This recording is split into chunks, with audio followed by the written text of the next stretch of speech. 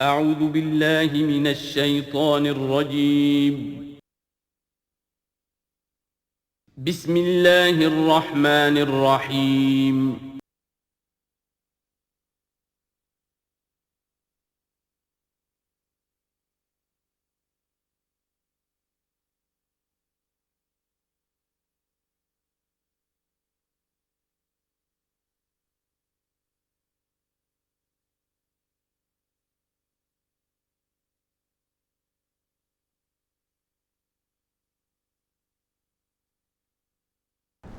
اعوذ باللہ من الشیطان الرجیم بسم اللہ الرحمن الرحیم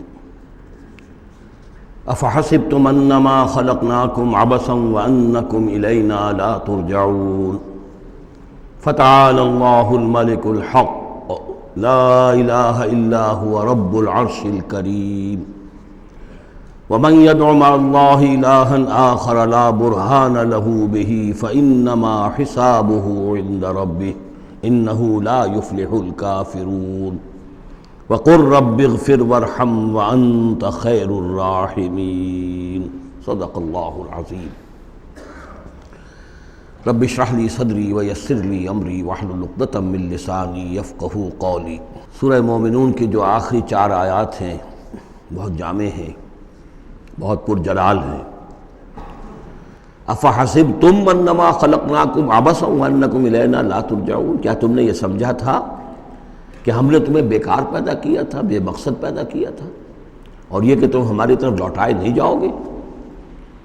یعنی یہ کہ در حقیقت اگر آخرت کا تصور موجود نہ ہو تو تخلیق انسانی کا مقصد کو سمجھ میں نہیں آتا۔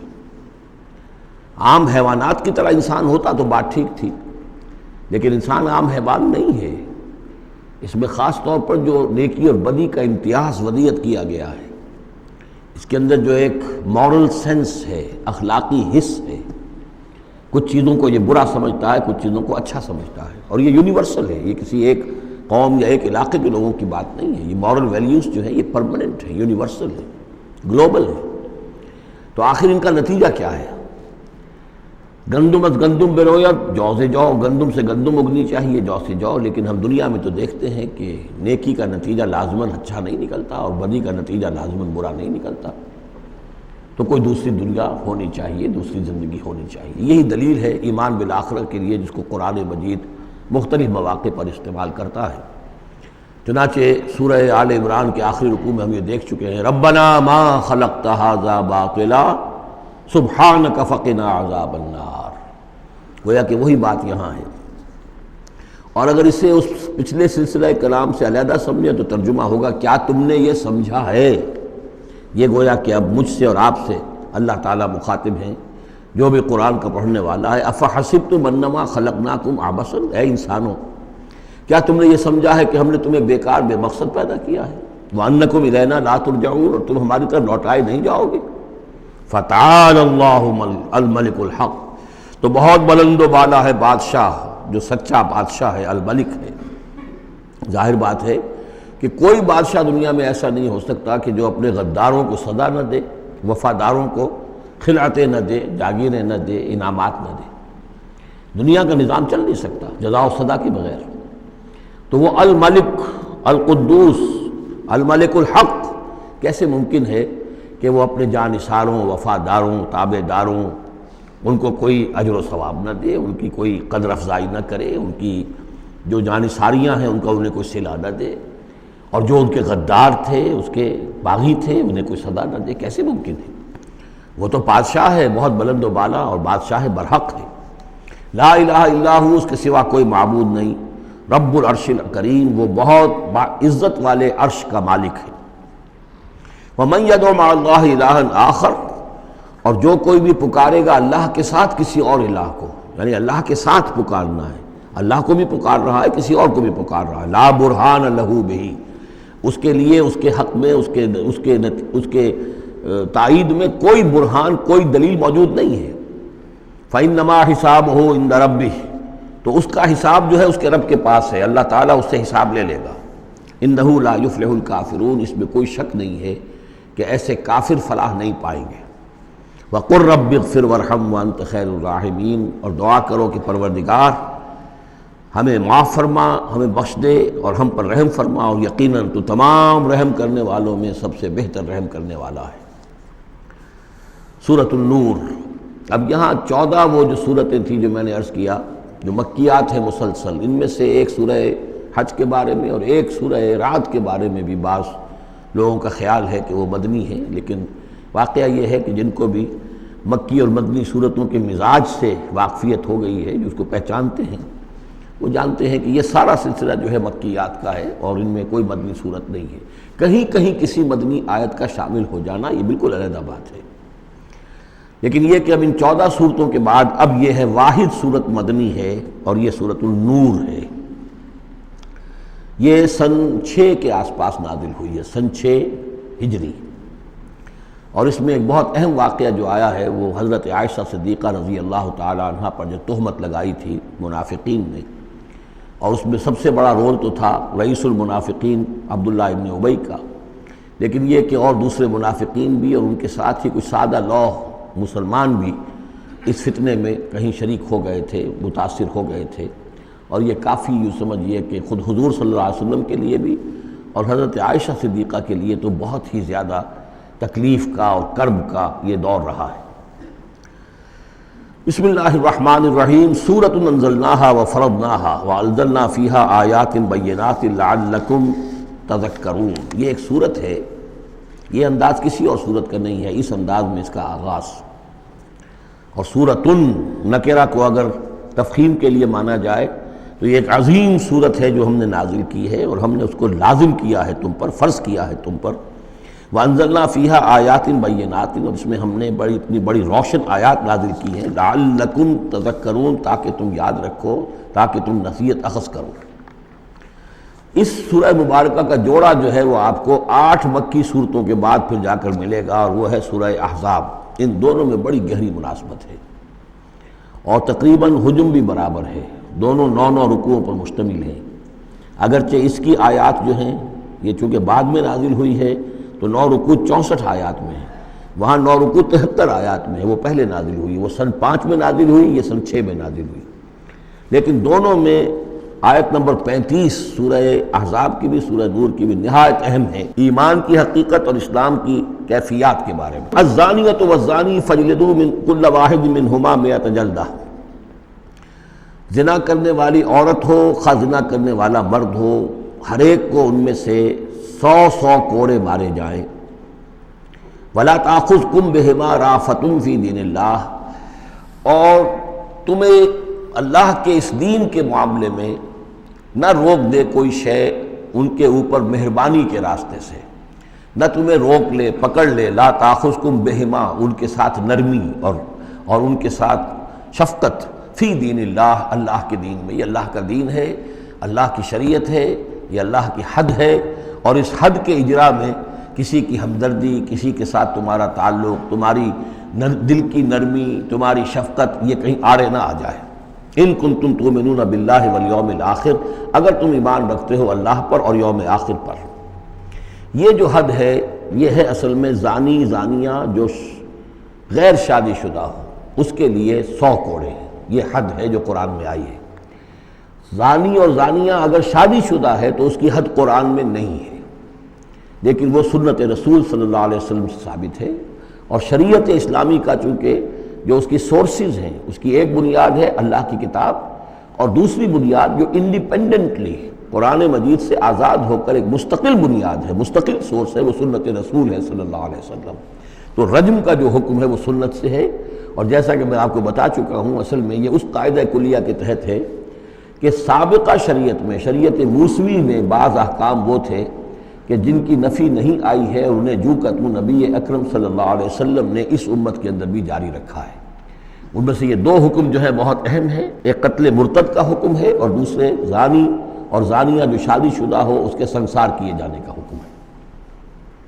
وَلْيَشْهَدْ عَذَابَهُمَا طَائِفَةٌ مِّنَ الْمُؤْمِنِينَ، اور چاہیے کہ جب انہیں یہ حد جاری کی جا رہی ہو، سزا دی جا رہی ہو، تو اس وقت موجود رہیں اور دیکھیں کچھ لوگ اہل ایمان میں سے، یعنی یہ پبلک میں ہو، اس لیے کہ اصل میں جو فلسفہ ہے اسلام میں جو سزاؤں کا اور تعزیرات کا، حدود کا، وہ ڈیٹرنٹ کا ہے، کہ ایسی سزا ہو کہ جس سے بہت سوں کو عبرت ہو جائے۔ اگر آپ نے علیحدہ جا کر کہیں کمرے کے اندر کسی کو پھانسی دے دی تو ٹھیک ہے، لوگوں کو پتہ چلا کہ مر گیا، ویسے بھی مر جاتے ہیں لوگ، حادثے میں مر جاتے ہیں، فوت ہو جاتے ہیں، لیکن یہ ہے کہ اگر سر عام ڈال پر لٹکایا گیا ہو تو اب کتنے لوگوں کو، دیکھنے والوں کو عبرت ہوگی اور ہوش ٹھکانے آ جائیں گے۔ تو یہ فلسفہ ہے اسلام کا کہ تاکہ ایک آدمی کو سزا دی جا رہی ہو تو ہزاروں کو اس سے عبرت آئے۔ الزانی لا ينکح الا زانیۃ او مشرکۃ، کسی زانی شخص کے لیے روا نہیں ہے کہ وہ شادی کرے مگر کسی زانیہ عورت سے یا مشرکہ سے۔ یہ کسی قانون کے درجے میں بات نہیں ہے، بلکہ یہ ایک اخلاقی طور پر گویا کہ تعلیم دی جا رہی ہے کہ زانی لوگ تو اسی کے، یعنی ان کا حال تو ایسا ہے کہ انہیں تو مستحق اگر ہیں تو شادی کے کسی زانیہ سے یا مشرکہ سے۔ وَالزَّانِيَةُ لَا يَنكِحُهَا، اور زانی عورت ہو تو وہ بھی اس لائق نہیں ہے کہ اس سے کوئی نکاح کرے مگر صرف بدکار مرد یا مشرک۔ وَحُرِّمَ ذَلِكَ عَلَى الْمُؤْمِنِينَ، اور یہ دونوں جو ہیں زانی مرد اور زانی عورتیں یہ تو حرام کر دی گئی ہیں مومنین کے حق میں، اللہ یہ کہ کوئی توبہ کرے، جو بھی ہے معاملہ وہ علیحدہ ہے اس سے۔ وَالَّذِينَ يَرْمُونَ الْمُحْصَنَاتِ ثُمَّ لَمْ يَأْتُوا بِأَرْبَعَةِ شُهَدَاءَ، اور جو لوگ جو خاندانی عورتیں ہوں، حفاظت میں ہوں کسی خاندان کے اور نکاح کے قید میں ہوں، چاہے نکاح کے قید میں ہوں تو ڈبل احسان ہو گیا کہ خاندانی بھی ہے اور دوسرے یہ کہ نکاح کی قید میں بھی ہے، نکاح کی حفاظت بھی انہیں حاصل ہے۔ نہیں تو یہ کہ اگر غیر شادی شدہ ہیں لیکن کسی شریف خاندان سے ہیں، آزاد خاندان سے ہیں، اگر ان کی عورتوں میں کوئی شخص جو ہے ان پر عیب لگائے، زنا کا الزام لگائے اور پھر وہ نہ لا سکے، ثم لم یاتوا باربعۃ شہداء، 4 شہید نہ لا سکے، فجلدوہم، تو پھر اب ان کو کوڑے مارو، 80 جلدہ، 80 کوڑے، 80 دبرے، ولا تقبلوا لہم شہادۃ ابدا، اور ان کی شہادت اب کبھی آئندہ قبول نہ کرو، واولئک هم الفاسقون، اور یقیناً یہی لوگ فاسق اور نافرمان ہیں۔ یعنی زنا کا الزام اگر لگایا جا رہا ہو تو پھر جو الزام لگانے والا ہے اسے 4 گواہ چشمدید پیش کرنے ہوں گے۔ اگر وہ 4 چشمدید گواہ پیش نہیں کر سکتا تو گویا کہ اب یہ قذف کہلائے گا کہ اس نے ایک الزام لگایا ہے جس کو ثابت نہیں کر سکا، لہذا اس جرم کی سزا 80 کوڑے، کتنے قریب چلا گیا ہے۔ اور اس میں حکمت یہ معلوم ہوتی ہے کہ اگر فرض کیجئے کسی معاشرے میں، مسلمان معاشرے میں کسی لوگوں سے غلطی ہو گئی ہے، اس غلطی کا چرچا نہیں ہونا چاہیے الا یہ کہ اس کے لیے ثبوت موجود ہو کہ اسے کیفر کردار تک پہنچایا جا سکے۔ اگر تو ثبوت اتنا ہے کہ سزا دی جا سکے تو ضرور، لیکن اگر نہ ہو تو خاموش رہو، ورنہ یہ کہ خامخواہ برائی کا چرچا ہو جائے گا جبکہ اس کا سد باب ممکن نہیں ہے، اس کی سزا دینی ممکن نہیں ہے، تو اس میں سکوت جو ہے وہ بہتر ہے۔ الا الذین تابوا، سوائے ان کے کہ جو توبہ کر لیں من بعد ذالک، اس کے بعد واصلحوا، اصلاح کر لیں، یعنی یہ کہ کبھی کسی زمانے میں ان سے یہ غلطی ہو گئی تھی، انہوں نے کوئی تہمت لگائی تھی زنا کی اور 4 گواہ پیش نہیں کر سکے، طویل عرصے تک جو ہے ان کی گواہی پھر کسی بھی اسلامی عدالت میں قبول نہیں کی گئی، لیکن بعد میں ان کی روش ایسی رہی ہے، رویہ ایسا رہا ہے، انہوں نے اصلاح کر لی ہے، توبہ کر لی ہے، اب وہ قابل اعتماد ہیں، تو یہ جو معاملہ ہے اس پر سے ختم ہو جائے گا، ان کی گواہی بعد میں قبول کی جا سکے گی۔ فإن اللہ غفور الرحیم، تو اللہ غفور الرحیم ہے۔ والذین یرمون ازواجہم ولم یکن لہم شہداء الا انفسہم، اب ایک خاص معاملہ آ رہا ہے کہ کسی شوہر نے اپنی بیوی کو دیکھا ہو زنا کرتے ہوئے، وہ الزام لگائے کہ میں نے دیکھا ہے اپنی بیوی کو زنا کرتے ہوئے، درحال ہے کہ اس کے پاس 3 اور گواہ نہیں ہیں، لیکن چونکہ یہ معاملہ ہے شوہر اور بیوی کا، اگر کسی اور عورت کا ہوتا تو اس کے اوپر 80 درے لگتے اس کو کہ اس نے الزام لگایا ہے، چاہے چشمدید ہے، چاہے اس نے دیکھا ہے، لیکن 3 گناہ اور نہیں لا سکا، 3 گواہ نہیں لا سکا ہے تو درے لگیں گے 80۔ لیکن معاملہ چونکہ بیوی کا ہے، اس کے لیے خاص قانون ہے، اس کو لعان کہتے ہیں۔ وہ یہ ہے کہ والذین یرمون ازواجہم، جو الزام لگائیں زنا کا اپنی بیویوں پر، ثم ولم یکن لہم شہداء، اور ان کے پاس گواہ موجود نہ ہو، الا انفسہم، سوائے ان کی اپنی جانوں کے، انہوں نے خود دیکھا ہے، فشہادۃ احدہم 4 شہادات باللہ، تو یہ ایک شخص کی گواہی بھی 4 گواہیاں شمار کی جائیں گی جبکہ وہ قسم کھائے اللہ کی، انہ لمن الصادقین، کہ وہ سچا ہے، حلفیہ بیان کرے۔ والخامسۃ، اور 5ویں بات یہ کہ وہ یہ کہے کہ ان لعنت اللہ علیہ ان کان من الکاذبین، کہ اگر میں جھوٹا ہوں تو مجھ پر اللہ کی لعنت ہو۔ 4 مرتبہ قسم کھا کر گواہی دینا گویا کہ وہ 4 گواہوں کی گواہی کے قائم مقام ہو جائے گا، جبکہ پھر وہ یہ بھی کہے کہ اگر میں جھوٹا ہوں تو اللہ کی لعنت مجھ پر ہو، لعنت اللہ علی الکاذبین ان کان من الکاذبین۔ وَيَدْرَؤْ عَنْهَا الْعَذَابَ، اب عورت کیا کرے گی جس کے اوپر اس کی بیوی جو ہے اس پر جو الزام لگایا گیا ہے، اگر وہ اس پر سے عذاب ٹل جائے گی سزا اور یہ حد عورت سے، ان تشہد اربع شہادات باللہ، کہ وہ بھی قسم 4 مرتبہ کھائے اللہ کی، انہ لمن الکاذبین، کہ یہ میرا شوہر جو مجھ پر الزام لگا رہا ہے جھوٹا ہے، اور والخامسۃ، اور 5ویں بات وہ یہ کہے ان غضب اللہ علیہا ان کان من الصادقین، کہ اگر میرا یہ شوہر اس الزام میں سچا ہے تو مجھ پر اللہ کا غضب آئے۔ اس انداز میں پھر یہ کہ عورت کے اوپر پھر حد جاری نہیں ہوگی، اور اگر شوہر کے 4 قسمیں کھا کر الزام لگانے اور پھر یہ کہ اللہ تعالیٰ کی لعنت اپنے اوپر طلب کرنے اگر جھوٹا ہو، اس کے بعد اگر بیوی خاموش رہتی ہے، وہ جوابی طور پر قسم نہیں کھاتی 4، اور نہ یہ کہتی ہے کہ اگر یہ سچا ہو تو مجھ پر اللہ کا غضب ہو، تو پھر اس پر حد جاری ہو جائے گی۔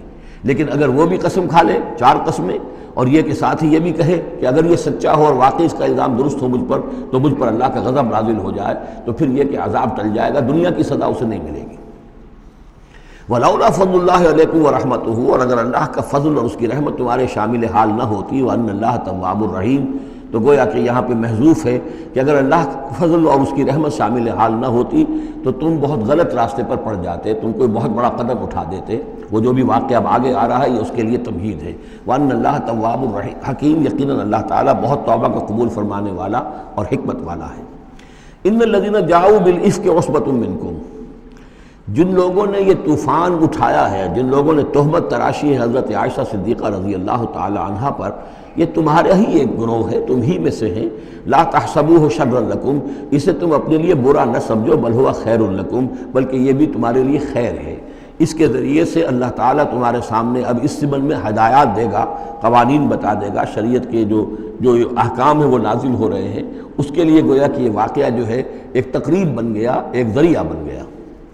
واقعہ اچھی طرح نوٹ کر لیجئے کہ غزوہ بنی مستلق میں حضور سن 6 کا ہے یہ واقعہ، ہجری کا تشریف لے گئے تھے۔ جب وہاں سے واپس آ رہے تھے تو جہاں رات کو ایک جگہ پر قیام تھا، اور حضرت عائشہ صدیقہ جو ہے ایک ہودج میں علیحدہ ہوتی تھیں، جیسے جس کو کہ اٹھا کر جو لوگ آتے تھے حمال وہ اٹھا کر اسے اونٹ پر رکھ دیتے تھے، اور جہاں پر پڑا ہوا وہ ہودج اونٹ پر سے اتار کر نیچے رکھ دیا۔ تو رات کو کہیں قضائے حاجت کے لیے نکلی، پیشاب وغیرہ کی حاجت ہوئی، وہ کہیں گئی، وہاں کچھ دیر لگ گئی، اور دیکھا واپس آ کر تو کہیں ہار اپنا گر گیا تھا، اس ہار کو دیکھنے کے لیے واپس گئیں۔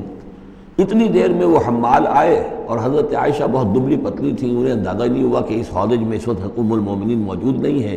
انہوں نے اٹھایا اور وہ کوچ کا وقت ہو گیا تھا، اونٹ کے اوپر رکھا اور قافلہ چل دیا۔ اب جب یہ آئیں واپس تو اب دیکھا کہ وہ تو قافلہ جا چکا، ہکا بکا کیا کریں، تنہا ہے، رات کا وقت ہے۔ اس وقت انہوں نے بڑی عقل مندی سے کام لیا کہ اب اگر میں قافلے کے پیچھے دوڑی چلی تو پتہ نہیں میں کسی غلط راستے پر مڑ جاؤں، اور پھر وہ تلاش بھی نہیں کر سکیں گے مجھے، تو بہتر یہ کہ میں یہیں پر بیٹھی رہوں، تاکہ انہیں جب بھی خیال ہوگا کہ اس ہودج کے اندر جو ہے ام المومنین عائشہ صدیقہ موجود نہیں ہے تو وہ تلاش میں پھر یہیں آئیں گے۔ تو وہاں بیٹھی ہوئی تھی، رات کا وقت تھا، نیند آ گئی، سو گئی، اس سے آپ کا چہرہ بھی کھل گیا۔ تو ایک صاحب تھے صحابہ میں سے صفوان ابن معطل، ان کی ڈیوٹی یہ ہوتی تھی کہ وہ لشکر کے پیچھے پیچھے چلتے تھے۔ لشکر چل رہا ہے تو ذرا فاصلے سے کہ کہیں کوئی گری پڑی چیز رہ گئی ہو، کہیں کوئی بیمار ہو وہ چل نہ پایا ہو لشکر کے ساتھ اور رہ گیا ہو پیچھے، تو پیچھے وہ دیکھ بھال کرتے ہوئے آتے تھے۔ انہیں دور سے نظر آیا کہ یہاں کوئی شے پڑی ہوئی ہے، گٹھڑی سی پڑی ہے کوئی، تو جا کر دیکھا، حضرت عائشہ کو پہچان لیا، اور وہ کہتے ہیں کہ میں نے اس لیے پہچان لیا کہ حجاب کی آیت کے نازل ہونے سے پہلے میں نے انہیں دیکھا تھا۔ حجاب کی آیت نازل ہوئی ہے سورہ احزاب میں، سورہ احزاب 1 سال پہلے نازل ہو چکی ہے، تو جب تک حجاب کی آیت نہیں آئی تھی، ظاہر بات ہے کہ وہاں پردہ نہیں تھا، کوئی نقاب نہیں اوڑھتی تھی خواتین، اور نہ امہات المومنین، لہذا پہچانتے تھے۔ تو وہ چونکہ چہرہ کھلا ہوا تھا ام المومنین کا، تو انہوں نے کہا انا للہ و انا الیہ راجعون، یہ الفاظ جو کہے تو حضرت عائشہ کی آنکھ کھل گئی، اور وہ پھر اٹھ کر بیٹھی، انہوں نے اپنا کپڑا درست کیا، لیکن پھر انہوں نے یہ کیا صفوان ابن معطل نے کہ اپنا اونٹ بٹھا دیا، خاموشی کے ساتھ حضرت عائشہ اس پر سوار ہو گئیں، اور وہ آگے اس کی وہ نکیل پکڑ کر وہ چلتے گئے اور قافلے میں پہنچ گئے۔ وہاں عبداللہ ابن ابی نے شور مچا دیا کہ خدا کی قسم تمہارے نبی کی یہ بیوی جو ہے بچ کر نہیں آئی ہے، مطلب یہ کہ یہ تو اب یہ معاملہ جو رہا ہے، تنہائی رہی ہے، علیحدہ رہے ہیں، تو گویا کہ زنا کا معاملہ ہو گیا ہے۔ یہ اس کی جو بھی اس کی گندی سوچ تھی، ظاہر بات ہے کہ مکھی تو گندگی پر بیٹھتی ہے، اس کو تلاش رہتی ہے گندگی کی، اس کے لیے تو یہ ایک موقع مل گیا ایک اسکینڈل اٹھانے کا۔ یہ اسکینڈل بڑھتے بڑھتے ایک طوفان بن گیا، اور اس میں بعض جو ہیں بہت ہی مخلص لوگ بھی، حضرت حسان ابن ثابت رضی اللہ تعالیٰ عنہ جو دربار نبوی کے گویا کہ سرکاری شاعر تھے، ان کا بھی معاملہ اس کے اندر ایسا ہو گیا کہ وہ بھی ملوث ہو گئے۔ تو یہ ہے واقعہ افک کا۔ لیکن اس کے بعد قرآن مجید میں پھر یہ آیات نازل ہوئیں، اللہ تعالیٰ نے برات کر دی، اور پھر یہ کہ ان کی پاک دامنی اور پاک بازی جو ہے وہ ثابت ہو گئی، اور اس کے بعد یہ معاملہ رفع دفع ہو گیا۔ ان الذين جاءوا بالافك عصبة منكم لا تحسبوه شرا لكم بل هو خير لكم لكل امرئ منهم ما اكتسب من الاثم۔ اس میں جس شخص نے بھی جو گناہ کمایا ہے وہ اس کو مل جائے گا، اس کے حصے میں درج ہو جائے گا۔ والذی تولى کبرہ، اور جس نے اس کا سب سے بڑا حصہ وصول کیا، یہ ہے عبداللہ ابن ابی جس نے اسکینڈل اٹھایا اور اسے بڑی قوت کے ساتھ، شدت کے ساتھ پھیلایا۔ والذی تولى کبرہ منهم له عذاب عظیم، اس کے لیے تو پھر بہت بڑا عذاب ہے۔ لولا اذ سمعتموہ، مسلمانوں تمہیں کیا ہو گیا، کیوں نہ ایسا ہوا کہ جب تم نے یہ سنا تھا، ظن المؤمنون والمؤمنات بانفسہم خیرا، تو مومن مرد اور مومن عورتیں اپنے بارے میں اچھا گمان کرتی، یعنی یہ کہ حضرت عائشہ کے بارے میں ان کے بارے یہ گمان ہونا چاہیے تھا، انہیں فوراً کہہ دینا چاہیے تھا، وقالوا ھذا افک مبین، اور وہ کہتے فوراً کہ یہ تو کوئی بہت بڑی تہمت ہے۔ لولا جاؤ علیہ باربعۃ شہداء، کیوں نہیں وہ لے کر آئے 4 گواہ، اگر تو ان کے پاس گواہ تھے یہ بات کہنے کے لیے تب تو زبان کھولنی چاہیے تھی، اگر 4 گواہ نہیں تھے تو انہیں زبان بند رکھنی چاہیے تھی۔ فَإِذْ لَمْ تَأْتُوا بِالشُّهَدَاءِ، اس لیے کہ یہ 4 گواہوں والی آیت جو ہے یہ سورہ نساء میں اتر چکی تھی، سورہ نساء سن 4 میں آ چکی ہے، وہ ابتدائی احکام جو تھے کہ 4 گواہ ہونے چاہیے اس معاملے کے اندر، یہ آیت سورہ نساء میں آ چکی ہے۔ تو فرمایا کہ یہ کیوں نہیں 4 گواہ لے کر آئے، فَإِذْ لَمْ تَأْتُوا بِالشُّهَدَاءِ، اگر وہ 4 گواہ نہیں لا سکے، فَأُولَٰئِكَ عِندَ اللَّهِ هُمُ الْكَاذِبُونَ، تو یقیناً اللہ کے نزدیک اور قانون اسلامی کے نزدیک پھر وہی جھوٹے ہیں۔ وَلَوْلَا فَضْلُ اللَّهِ عَلَيْكُمْ وَرَحْمَتُهُ، اور اگر نہ ہوتا اللہ کا فضل اور اس کی رحمت تمہارے شامل حال فی الدنیا والآخرہ، دنیا میں اور آخرت میں بھی، لَمَسَّكُمْ فِيمَا أَفَضْتُمْ، تو تم پر پڑتی اس چیز پر کہ جس کا چرچا تم نے کیا ہے، عذاب عظیم، بہت بڑا عذاب۔ اِسْتَلَقَّوْنَهُ بِأَلْسِنَتِكُمْ، یہ اصل میں انسانوں کی ایک عام کمزوری ہوتی ہے، اس طرح کی بات جو ہے بس ادھر سے سنی ادھر بیان کر دی، ادھر سے آگے بیان ہو گئی، جنگل کی آگ کی طرح اس قسم کی خبریں جو ہیں وہ پھیل جاتی ہیں۔ اِسْتَلَقَّوْنَهُ بِأَلْسِنَتِكُمْ، جبکہ تم اسے لے رہے تھے اپنی زبانوں سے، یعنی یہ کہ ایک زبان سے دوسری زبان کو، اور زبان سے نکلی اور کوٹھے چڑھی والی جو ایک کہاوت ہمارے ہاں ہے، اس طریقے سے آسانی سے وہ بات پھیلتی چلی گئی۔ وَتَقُولُونَ بِأَفْوَاهِكُمْ، اور تم کہہ رہے تھے اپنے منہوں سے، مَا لَيْسَ لَكُمْ بِهِ علم، جس کے لیے تمہارے پاس کوئی علم نہیں تھا، کوئی دلیل نہیں تھی، کوئی بنیاد نہیں تھی، کوئی گواہی نہیں تھی، کوئی معلومات کی کوئی سورسز نہیں تھی۔ وَتَحْسَبُونَهُ هَيِّنًا، اور تم اسے سمجھ رہے تھے کہ بہت ہلکی بات ہے، معمولی سی بات ہے۔ وَهُوَ عِندَ اللَّهِ عَظِيمٌ، جبکہ یہ اللہ کے نزدیک بہت بڑی بات ہے۔ کسی پر بھی، کسی مسلمان خاتون پر بھی اس طرح کی تہمت لگا دینا بہت بڑی بات ہے۔ کجا یہ کہ بازی بارش بابا ہم بازی، کہ ام المومنین عائشہ صدیقہ رضی اللہ تعالی عنہ زوج رسول صلی اللہ علیہ وسلم، اور یہ چیز جو ہے بہت بڑی ہے۔ وَلَوْلَا إِذْ سَمِعْتُمُوهُ قُلْتُم مَّا يَكُونُ لَنَا أَن نَّتَكَلَّمَ بِهَٰذَا، کیوں نہ ایسا ہوا کہ جب تم نے یہ سنا تھا تو تم کہتے کہ ہمارے لیے بالکل جائز نہیں ہے کہ ہم یہ بات زبان سے نکالیں۔ سبحانک، اللہ تو پاک ہے، ھذا بہتان عظیم، یقیناً یہ بہت بڑا بہتان ہے۔ یعظکم اللہ ان تعودوا لمثلہ، اللہ تعالیٰ تمہیں نصیحت کر رہا ہے مبادا تم دوبارہ پھر اس قسم کی کسی معاملے کے اندر اسی طریقے سے اعادہ کرو اور دوبارہ اسی کوئی حرکت کرو، ابداً کبھی بھی، ان کنتم مؤمنین، اگر تم مومن ہو۔ وَيُبَيِّنُ اللَّهُ لَكُمُ الْآيَاتِ، اور اللہ تعالیٰ تمہارے لیے اپنی آیات کو واضح کر رہا ہے، وَاللَّهُ عَلِيمٌ حکیم، اللہ علیم اور حکیم ہے۔ ان الذین یحبون ان تشیع الفاحشۃ فی الذین آمنوا لہم عذاب علیم، بے شک وہ لوگ جو یہ چاہتے ہیں کہ اہل ایمان میں بے حیائی کا چرچا ہو جائے تو ان لوگوں کے لیے بہت دردناک عذاب ہے۔ ایک تو یہ کہ بے حیائی پھیل جائے، تشیع الفاحشہ شائع ہو جائے، بے حیائی عام ہو جائے، جو لوگ اس کے لیے، اب ظاہر بات ہے کہ آج کل تو کاروبار کے لیے، اپنے اخبار بیچنے کے لیے، اس کی جو ہے اشاعت بڑھانے کے لیے نئی سے نئی قسم کی رنگین تصویریں شائع کی جا رہی ہیں، یہ سارا کچھ ہو رہا ہے۔ کسی شے کا اشتہار دینا ہو، عورت کی تصویر ساتھ ہوگی، یہ سارا کچھ جو ہو رہا ہے، تو یہ لوگ کون ہیں کہ جو اس بے حیائی کو، بے پردگی کو یہ در حقیقت اس معاشرے میں پھیلا رہے ہیں؟ تو وہ لوگ کہ جو چاہتے ہیں کہ معاشرے کے اندر بے حیائی پھیلے، اور ایک اس کا مفہوم یہ بھی ہے کہ اگر کہیں ایسی کوئی غلط حرکت ہوئی ہے اور اس کا چرچا ہو گیا۔ یہ آج ہمارے اخبارات کے اندر بہت بڑے پیمانے پر ہو رہا ہے، یہ اسکینڈلز شائع کر دیتے ہیں۔ اب وہ بات صحیح بھی ہے یا نہیں، غلط ہے تب بھی، لیکن ایک بات ہے، اس کا چرچا ہو گیا، پوری دنیا کے اندر پہنچ گئی۔ اب ظاہر بات ہے کہ بچے بھی پڑھتے ہیں، بچیاں بھی پڑھتی ہیں، ان کے لیے تو گویا کہ یہ ایک ان کی معلومات کا ایک کھاتہ کھل گیا کہ ایسا بھی ہوتا ہے۔ جس طریقے سے آج کل ہو رہا ہے معاملہ، اس کے جس طریقے سے اخبارات میں شائع کیا جا رہا ہے، تو اس کی اس اشاعت کے اندر خرابی کا پہلو زیادہ ہے، مضر پہلو زیادہ ہے۔ اگر ہے بھی ایسا معاملہ، اگر تو سزا کے قابل ہے تو گواہی دو اور سزا دلواؤ، اور ایسی سزا ہو کہ جس سے ایک کو سزا ہو اور ہزاروں کو ہوش آ جائے، اور اگر نہیں ہے تو خاموش ہو، اس کے اوپر زبان کھولنا بھی جو ہے در حقیقت بہت بڑا جرم ہے۔ ان الذين يحبون ان تشيع الفاحشة في الذين آمنوا لهم عذاب عليم في الدنيا والآخرة، دنیا میں بھی اور آخرت میں بھی۔ واللہ یعلم وانتم لا تعلمون، اللہ جانتا ہے اور تم نہیں جانتے۔ ولولا فضل اللہ علیکم ورحمتہ، اور اگر اللہ کا فضل نہ ہوتا تم پر اور اس کی رحمت نہ ہوتی تو یہ تو طوفان ایسا اٹھا تھا کہ اس کے بڑے دور تک نتائج نکل سکتے تھے، یہ محذوف ہے۔ وان اللہ رؤوف الرحیم، تو اللہ بہت رؤوف ہے اور رحیم ہے۔ یا ایھا الذین آمنوا لا تتبعوا خطوات الشیطان، اہل ایمان شیطان کے نقش قدم کی پیروی نہ کرو۔ ومن یتبع خطوات الشیطان، جو کوئی بھی شیطان کے نقوش پا کی پیروی کرے گا، فإنہ یأمر بالفحشاء والمنکر، تو شیطان تو اسے حکم دے گا، وہ تو حکم دیتا ہے بے حیائی کا اور منکر کا، بری بات کا۔ ولولا فضل اللہ علیکم ورحمتہ، اور اگر نہ ہوتا اللہ کا فضل اور اس کی رحمت تمہاری شامل حال، ما زکا منکم من احد ابدا، تم میں سے کوئی ایک انسان بھی کبھی پاک نہ ہو سکتا۔ اللہ تعالیٰ کا فضل ہے، اللہ کی رحمت ہے، ایک شخص سے غلطی ہو جاتی ہے، اللہ پردہ پڑا رہنے دیتا ہے تو اس کے اندر اصلاح کا مادہ پیدا ہو جاتا ہے۔ ایک دفعہ آدمی ننگا ہو جائے تو پھر ڈھیٹ ہو جاتا ہے۔ اس سے یہ کہ اللہ تعالیٰ جو ہے ان چیزوں کے اندر اس کی بڑی حکمت ہے کہ اگر کوئی غلطی ہو گئی ہے فوراً نہیں پکڑتا، وہ اس کو مہلت دیتا ہے، اصلاح کرے۔ ولولا فضل اللہ علیکم ورحمتہ، اگر نہ ہوتا اللہ کا فضل تم پر اور اس کی رحمت، ما زکا منکم من احد ابدا، تم میں سے کوئی بھی کبھی نیک اور پارسا نہ بن سکتا اور پاک نہ ہو سکتا۔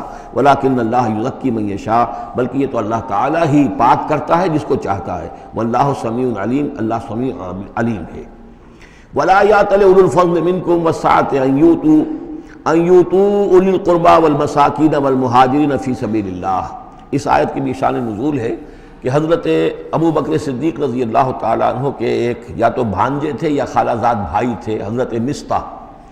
یہ حضرت مصطح جو ہے غریب آدمی تھے، اور حضرت ابو بکر ان کی مدد کیا کرتے تھے، پیسے سے، مال سے ان کی ضرورت جو ہے پوری کرتے تھے۔ لیکن یہ مصطح بھی اس میں شریک ہو گئے۔ حضرت عائشہ صدیقہ رضی اللہ تعالیٰ عنہ پر جو تہمت کا معاملہ چلا، تو حضرت ابو بکر کو جب معلوم ہوا کہ مصطح بھی اس معاملے کے اندر شریک ہے، تو پھر غصے میں آ کر ان کا قسم کھا لی کہ میں اب اس کے ساتھ کبھی کوئی بھلائی نہیں کروں گا، اس نے اتنی بڑی غلطی کی ہے، اور اس معاملے کے اندر میری بیٹی کا معاملہ ہے، اور اس میں اس کو یہ خیال نہیں آیا کہ میں اس کے ساتھ کتنا کچھ احسان کرتا ہوں، اور اس نے اس کے اندر جو ہے وہ خود بھی شریک ہو گیا۔ اس پر اللہ تعالیٰ کی طرف سے گرفت آ رہی ہے کہ نہیں ابو بکر یہ ٹھیک نہیں ہے، جو بھی اس سے غلطی ہوئی، لیکن تم جو نیک کام کر رہے تھے اس کا کیوں قسم کھاتے ہو کہ اس کے اندر تم مدد نہیں کرو گے۔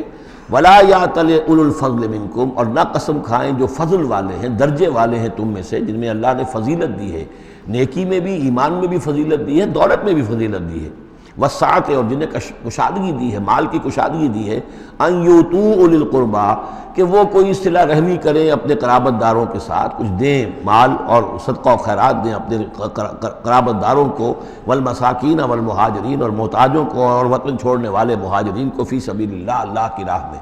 تو یہ قسم نہ کھائیں۔ ولیعفوا ولیصفحوا، انہیں چاہیے کہ معاف کر دیں اور درگزر سے کام لیں۔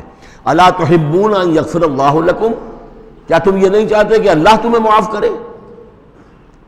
یعنی اے ابو بکر اگر تم یہ چاہتے ہو، تم سے بھی تو کوئی خطا آخر ہو جاتی ہے، اللہ معاف فرماتا ہے، کیا تم نہیں چاہتے کہ اللہ تمہاری خطاؤں سے درگزر کرے؟ الا تحبون ان یغفر اللہ لکم، کیا تم نہیں پسند کرتے اس کو کہ اللہ تمہیں معاف کرے؟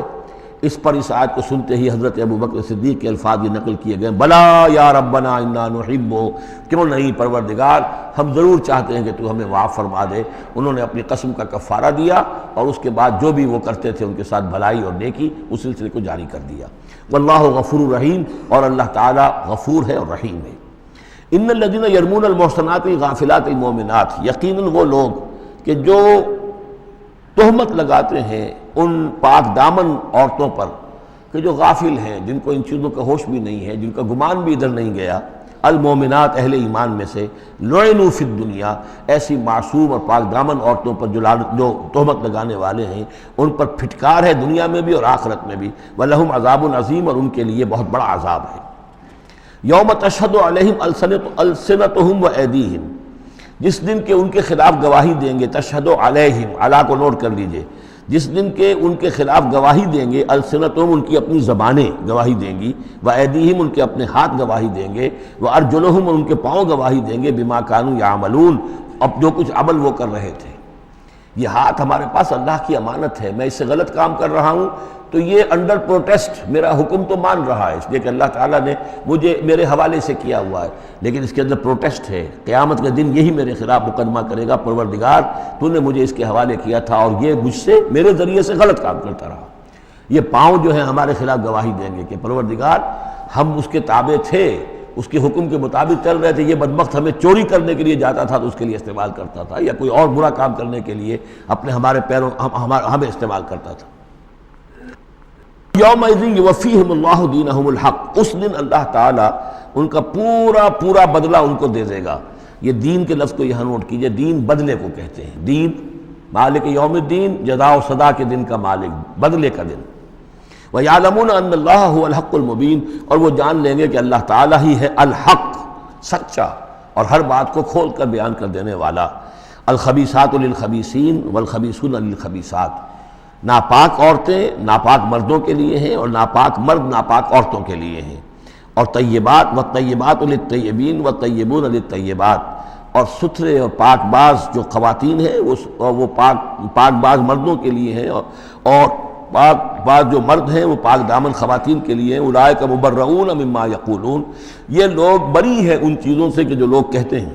لہم مغفرۃ ورزق کریم، ان کے لیے مغفرت ہے اور رزق کریم ہے۔ یہ دونوں آیات جو ہیں در حقیقت اخلاقی تعلیم کی نوعیت کی ہیں کہ اتنی اخلاق کی حس معاشرے کے اندر رہے کہ جس کے ساتھ کوئی بدنامی کا معاملہ ہو جائے پھر وہ خود محسوس کرے کہ میں آئسولیٹ ہو کر رہ گیا ہوں یا رہ گئی ہوں اس معاشرے کے اندر، یہ معاشرے کے اندر یہ عام روش پیدا ہو جائے۔ جیسے کہ پہلے آیا تھا وہ اس کے اندر بھی یہی بات تھی کہ زانی نکاح نہ کرے مگر کسی زانیہ سے یا کسی مشرکہ سے، وہ اس لائق نہیں ہے کہ اس کے نکاح میں کوئی مسلمان خاتون آئے پاک دامن اور عفت والی۔ اس طرح زانیہ جو ہے اس سے کوئی نکاح نہ کرے سوائے مشرک کے، یہ قانونی چیزیں نہیں ہیں، جیسا کہ میں نے عرض کیا یہ اخلاقی، تاکہ ایک نفرت پیدا ہو زنا سے، بدکاری سے۔ اسی طریقے سے معاشرے کے اندر ایک عام فضا، ایک حس ایسی پیدا ہو جائے کہ جس میں جو لوگ بھی ایسی گراوٹوں میں مبتلا ہوں وہ خود اپنی آنکھوں میں ذلیل ہو کر رہ جائیں۔ یا ایھا الذین آمنوا لا تدخلوا بیوتا غیر بیوتکم حتی تستأنسوا، اب اس حوالے سے بہت سے جو احکام آ رہے ہیں، یہ سورہ نور اور سورہ احزاب ان دونوں میں معاشرتی احکامات ہیں۔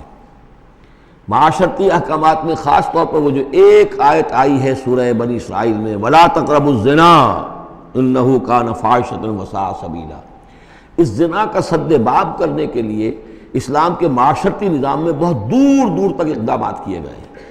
قریب مت جاؤ زنا کے، یعنی زنا کو ایریڈیکیٹ کرنا معاشرے میں یہ ایک بہت بڑا آبجیکٹیو ہے، اور اس کے لیے دور دور تک اقدامات، مثلا پردہ ہے، ستر ہے، لباس کے احکام دیے گئے ہیں۔ معاشرہ جو ہے ہمارا جو ہے وہ مکسڈ سوسائٹی نہ ہو، مخلوط معاشرہ نہ ہو، مردوں کی ذمہ داریاں علیحدہ ہیں، عورتوں کی علیحدہ ہیں، معاشرہ جو ہے سیگریگیٹڈ ہو، مردوں اور عورتوں کے درمیان اختلاط نہ ہو۔ یہ ساری چیزیں کس کے لیے؟ یہ اسی لیے ہے کہ یہ در حقیقت اس قدر شدید کشش ہے مرد اور عورت کے اندر، یہ اللہ نے جو دو جنسیں بنائی ہیں، اور اس میں یقیناً جو سیکس کا معاملہ اتنا پورٹنٹ موٹیو ہے کہ اس کو اگر پوری طریقے سے، جیسے گھوڑا بہت منہ زور ہو تو اسے بہت باندھ کر رکھنا پڑے گا اور بڑا اس کو کنٹرول کرنے کے لیے محنت کی ضرورت ہے، اسی طریقے سے اس سیکس کو ڈسپلن کرنا اور صحیح انداز میں اس کو جو ہے ہارنس کرنا، اور اس کے لیے یہ ہے کہ غلط راستوں سے اس کو بچانا، اس کے لیے بڑے دور دور تک احکام دیے گئے، اور یہ پورا معاشرتی نظام اسلام کا اسی بنیاد پہ اب قائم ہے۔ اب اسی میں سے مثلاً یہ گھر کی پرائیویسی بھی ہے، ایک گھر ہے، گھر میں ایک شوہر ہے، اس کی بیوی ہے، اب آپ فوراً چلے گئے سیدھے گھر کے اندر؟ نہیں، اہل ایمان مت داخل ہوا کرو گھروں میں اپنے گھروں کے سوا، حتیٰ تستانسوا، یہاں تک کہ بول چال کر لو، اجازت لے لو، وتسلموا علی اہلہا، اور اذن لینے کی اس وقت جو ہوتی تھی شکل وہ یہی کہ جا کر دروازے پر کہو السلام علیکم، معلوم ہوا کہ کوئی صاحب ہے کہ جو آئے ہیں ملنا چاہتے ہیں، اور اندر آنا چاہتے ہیں۔ اب اس کے بعد یہ کہ وہ اپنی آئیڈینٹی دیں اور پھر ان کو آنے کی اجازت دی جائے، یہ نہیں کہ بے دھڑک چلے جا رہے ہیں۔ ذالکم خیر لکم لعلکم تذکرون، یہی تمہارے لیے بہتر ہے تاکہ تم نصیحت حاصل کرو۔ فإن لم تجدوا فيها أحدا فلا تدخلوها، اگر اس گھر میں کوئی نہ ہو تو پھر اس میں داخل مت ہو، حتیٰ یؤذن لکم، یہاں تک کہ تمہیں اجازت دی جائے۔ جو گھر کا مالک ہے وہ اگر اجازت دے کہ ہاں میرا گھر اس وقت خالی ہے، تم اس میں جا سکتے ہو، ورنہ یہ کہ خالی گھر کے اندر جہاں کوئی نہیں ہے داخلے کی اجازت نہیں ہے۔ وَإِن قِيلَ لَكُمْ، اور اگر کہا جائے تم سے ارجعوا، چلے جاؤ، لوٹ جاؤ، اس وقت میں ملنے کے لیے تیار نہیں ہوں یا میں اپنی کسی مشغولیت میں ہوں، فارجعوا، تو لوٹ جاؤ۔ اب دیکھیے یہ آداب ہیں۔ ہمارے ہاں یہ ہے کہ آپ پہنچ گئے، نہ ٹائم لیا ہوا ہے نہ پہلے سے طے ہے، آپ سمجھتے ہیں کہ مجھے ریسیو کرنا اس کا فرض ہے، کیوں نہیں ملا؟ اس نے انکار کر دیا تو اس کا مطلب یہ کہ بڑا متکبر ہے اور بہت یہ جو ہے شخص جو ہے، یہ نہیں۔ اگر تو آپ وقت طے کر کے گئے ہیں تو اس کا فرض ہے کہ وہ آپ کو ریسیو کرے اور آپ کو وقت دے، لیکن اگر آپ اچانک چلے گئے ہیں تو آپ کو اس کی پرائیویسی پر آپ جو ہے حملہ آور نہیں ہو سکتے۔ وہ اپنے کس کام میں ہے، کس مشغولیت میں ہے، اس کی کیا اہمیت ہے، آپ تو اس کو نہیں جانتے۔ اگر وہ گھر والا کہہ دیتا ارجعوا، وَإِن قِيلَ لَكُمْ ارْجِعُوا فَارْجِعُوا، تو لوٹ جاؤ، ہوا اذکیٰ لکم، یہی تمہارے لیے زیادہ پاک ہے، پاک بازی کا معاملہ، واللہ بما تعملون علیم، اور جو کچھ تم کر رہے ہو اللہ اس سے واقف ہے۔ لیس علیکم جناح ان تدخلوا بیوتا غیر مسکونۃ، اس میں کوئی حرج نہیں ہے کہ تم داخل ہو جایا کرو ایسے گھروں میں کہ جن میں سکونت نہیں ہے، جس میں کوئی لوگ رہتے نہیں ہیں، ریزیڈینشل نہیں ہے۔ اب گوڈاؤنز ہیں، اب ایسا تو نہیں کہ گوڈاؤنز میں آپ نہیں جا سکتے، سامان پڑا ہوا گودام ہے، آپ جا سکتے۔ فیہا متاع لکم، اس میں تمہارا سامان ہے، تو یہ وہی گودام والی بات ہو گئی۔ واللہ یعلم ما تبدون وما تکتمون، اور اللہ جانتا ہے جو تم ظاہر کرتے ہو جو کچھ تم چھپاتے ہو۔ یعنی قانون کی اصل روح کو دیکھنا چاہیے کہ یہ جو روکا جا رہا ہے کہ گھروں میں داخل نہ ہو، تو یہ اصل میں جو پرائیویسی ہے گھر کی اور فیملی کی، اصل میں اس کو ملحوظ خاطر رکھا جا رہا ہے، نہ یہ کہ آپ کہیں کہ صاحب اب ہم گودام میں بھی داخل نہیں ہو سکتے جب تک کہ پرمیشن جو لکھی ہوئی ہے وہ ہمیں مل نہ جائے۔ قل للمؤمنین یغضوا من ابصارہم، اہل ایمان سے یہ کہیے اے نبی کہ وہ اپنی نگاہوں کو ذرا نیچا رکھا کریں، وَيَحْفَظُوا فُرُوجَهُمْ، اور اپنی شرمگاہوں کی حفاظت کریں۔ ذَلِكَ أَزْكَىٰ لَهُمْ، یہی ان کے لیے زیادہ پاکیزہ ہے اور زیادہ بہتر ہے۔ ان اللہ خبیر بما یصنعون، یقیناً اللہ تعالیٰ باخبر ہے اس سے کہ جو وہ کر رہے ہیں۔ وَقُلْ لِلْمُؤْمِنَاتِ يَغْضُضْنَ مِنْ أَبْصَارِهِنَّ، اسی طرح مومن عورتوں سے بھی کہہ دیجئے وہ بھی اپنی نگاہیں نیچی رکھا کریں۔ وَيَحْفَظْنَ فُرُوجَهُنَّ، اور وہ بھی اپنے سطر کو پوری طریقے سے ملحوظ رکھیں اور اپنی شرمگاہوں کی حفاظت کریں۔ وَلَا يُبْدِينَ زِينَتَهُنَّ، اور انہیں نہیں چاہیے کہ وہ اپنی زینت اور سنگھار کو ظاہر کریں، الا ما ظہر منہا، سوائے اس کے کہ جو از خود ظاہر ہو جائے۔ وَلْيَضْرِبْنَ بِخُمُرِهِنَّ، اور چاہیے کہ وہ اپنے گریبانوں کے اوپر اپنی اوڑھنیوں کے بکل مار لیا کریں۔ بِخُمُرِهِنَّ عَلَى جُيُوبِهِنَّ، یہ خمرہن جمع ہے خمار کی، خمار کہتے ہیں اوڑھنی۔ ایک دوسرا لفظ جو ہے وہ آئے گا سورہ احزاب میں، ان دونوں الفاظ کو علیحدہ علیحدہ رکھیے۔ تو یہ ہے کہ اپنے گریبانوں کے اوپر، گویا کہ یہ بھی پرانا ہمیشہ سے لباس، عورت کے لباس میں اوڑھنی بھی تھی اور عورت کے لباس میں چادر بھی تھی۔ چادر وہ لے کر نکلتی تھی جب گھر سے باہر جاتی تھی، اور اوڑھنی وہ رکھتی تھی جب کہ گھر کے اندر ہوتی تھی۔ یہی جو ہماری تہذیب کے اندر ہے، یہ عرب کی تہذیب میں پہلے بھی تھا۔ چہرے کا پردہ نہیں تھا عرب میں، چادر وہ لے کے جاتی تھی تو چادر اپنے اوپر ڈالتی تھی، اور مرد بھی چادر کے بغیر نہیں ہوتے تھے، نہ کوئی مرد بغیر چادر کے نہ عورت، بلکہ چادر ہی سے ایک شخص کا رتبہ معین ہوتا تھا۔ کسی کی چادر بڑی شاندار ہے، دوشالہ اوڑھا ہوا ہے، بہت قیمتی ہے، تو وہ بڑا آدمی ہے، وہ سردار ہے۔ کسی کے بیچارے کی جو ہے معمولی سی چادر ہے، اور اسی لیے اس حدیث میں آتا ہے کہ جو شخص تکبر کرتا ہے، الکبر ردائی، تکبر جو ہے وہ تو میری چادر ہے۔ اور یہ عرب میں یہ بڑا کسی شخص کی توہین کرنی ہوتی تھی، اس کی چادر گھسیٹتے تھے، گویا کہ اس کی عزت جو ہے اس کو کھینچ لیا ہے۔ تو اللہ فرماتا ہے کہ جو تکبر کرتا ہے وہ گویا میری چادر گھسیٹ رہا ہے میرے کندھے سے، اس درجے جو ہے اللہ تعالیٰ جو ہے اس میں اپنی توہین محسوس کرتا ہے۔ تو وہ اپنی ان اوڑھنیوں کے بکل مار لیا کریں اپنے گریبانوں پر، یعنی یہ کہ یہ انسان کے لیے، عورت کے لیے، یہ اس کی زینت کا ایک بہت بڑا حصہ ہے۔ اس کی جو بھی چھاتی ہے اس کے لیے ایک اضافی کرتا اس نے پہنا ہوا ہے، لیکن کرتے کے اوپر مزید جو ہے یہ ایک بکل اس کی اوڑھنی کا ہو۔ وَلَا يُبْدِينَ زِينَتَهُنَّ، اس کے سینے کے اوپر یہ اضافی ہو جائے گا، وَلَا يُبْدِينَ زِينَتَهُنَّ، اور نہ وہ ظاہر کریں اپنی زینت کو۔ اب یہ ہے جو محرموں کی فہرست آ رہی ہے، جس کے سامنے عورت کھلے چہرے کے ساتھ آ سکتی ہے بلا حجاب، اور یہ اتنی طویل فہرست جو دی گئی ہے، آخر سوچنا چاہیے کہ اللہ تعالیٰ نے یوں ہی ایکسرسائز ان فیوٹیلٹی تو نہیں کی ہے۔ کیا فرق ہے اگر ایک عورت کے چہرے کا پردہ نہیں ہے، وہ باہر نکلتی ہے چادر لے کر، اور یہ کہ اس میں کسی اور کے ساتھ اس کا پردہ چہرے کا نہیں ہے، تو پھر یہ پوری فہرست دینے کی ضرورت کیا ہے؟ میرے نزدیک چہرے کا پردہ اسلام کے اندر لازم ہے، اور اس چہرے کے پردے سے مستثنیٰ ہیں یہ لوگ۔ کون لوگ مستثنیٰ ہیں؟